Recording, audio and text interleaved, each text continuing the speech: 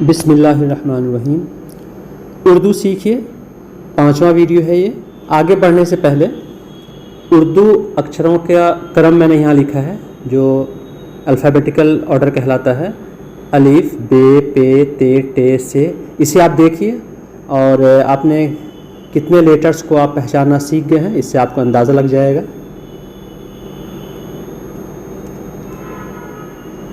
उर्दू अक्षरों के बारे में कुछ ज़रूरी बातें।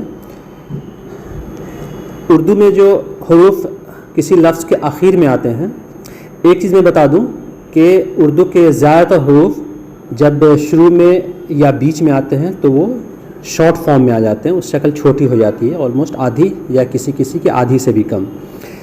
लेकिन आखिर में जो आते हैं जो जो अक्षर जो हरूफ वो आमतौर से पूरे लिखे जाते हैं। जैसे देखिए आज में देखिए जीम पूरा लिखा गया है ना, जेब में देखिए बे पूरा लिखा गया है, जबकि ये मिला हुआ है, मिल रहा है। जोश ये पूरा लिखा गया है, नहीं मिला है, अगर नहीं भी मिलता तो भी ये पूरा हुआ लिखा हुआ दिखता। लेकिन कुछ हरूफ ऐसे हैं जैसे दाल ग्रुप के जो हरूफ हैं, आर ग्रुप के, हे ग्रुप के और एन ग्रुप के, ये बीच में या आखिर में जब किसी शब्द में जुड़ते हैं, किसी दो अक्षर जुड़ते हैं आपस में, दाल के साथ कोई जुड़ा या रे के साथ या हे के साथ या ऐन के साथ, तो अपनी शक्ल ही बदल लेते हैं। छोटा होना तो दूर की बात, शक्ल ही तब्दील कर लेते हैं।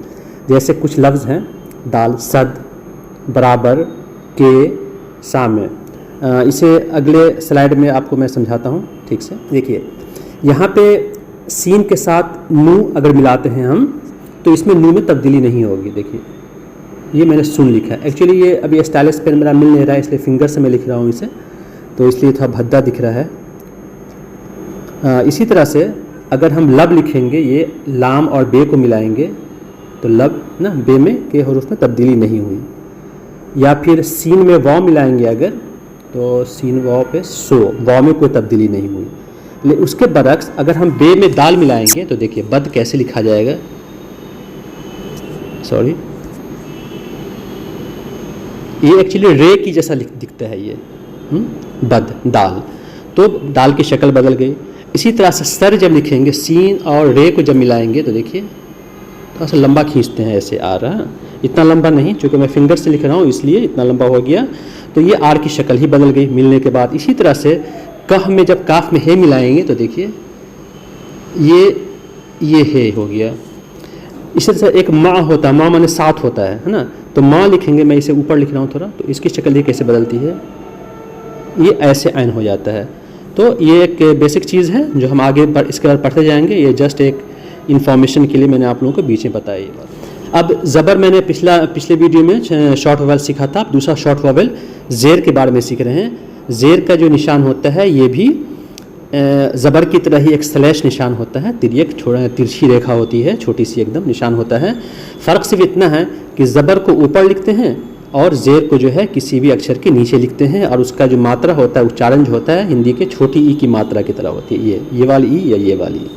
और ज़ेर का, ज़बर का शाब्दिक अर्थ क्या था, ऊपर, और ज़ेर का शाब्दिक अर्थ होता है नीचे, इसलिए हरूफ के नीचे ही लिखा जाता है। उर्दू अक्षरों के नीचे ज़ेर का इस्तेमाल देखिए, बे में ज़ेर लगा देंगे तो बी, ये वाला बी। जीम में ज़ेर लगाएंगे जी, ये हिंदी में जी ये हुआ।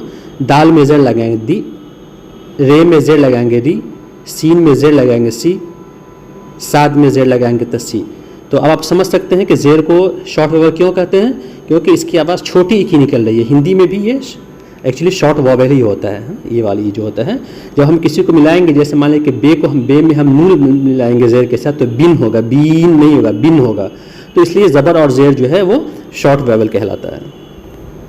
आगे बढ़ते हैं। उर्दू अक्षरों के नीचे ज़ेर का इस्तेमाल, और ये सारे के सारे अल्फ़ाबेट को मैंने लिखा है, इसे देखिए और समझिए।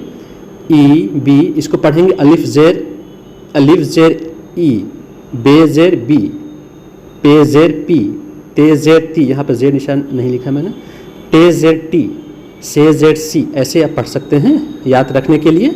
अब मैं इसको रवानी के साथ पढ़ता हूँ। ई, बी, पी, ती, टी, सी, जी, ची, ही, खी, दी, डी, जी, री, जी, एक्चुअली जी की आवाज़ निकलती है। सी, शी, सी, जी, ती, जी, इ इ रि फि qi कि गि लि मी नी, यहाँ पर नून गुन्ना था तो उसे नहीं पढ़ेंगे। वी ही ई ये। तो उम्मीद है कि आपने ज़ेर वगल को बहुत अच्छे से समझ लिया होगा। तो फिर मिलते हैं बहुत जल्द अगले वीडियो के साथ। पिछले वीडियो को रिवाइज़ करते रहिए और समझते रहिए। इंशाअल्लाह ताला बहुत जल्द और बहुत ही आसान तरीके से आप लोग उर्दू सीख जाएंगे।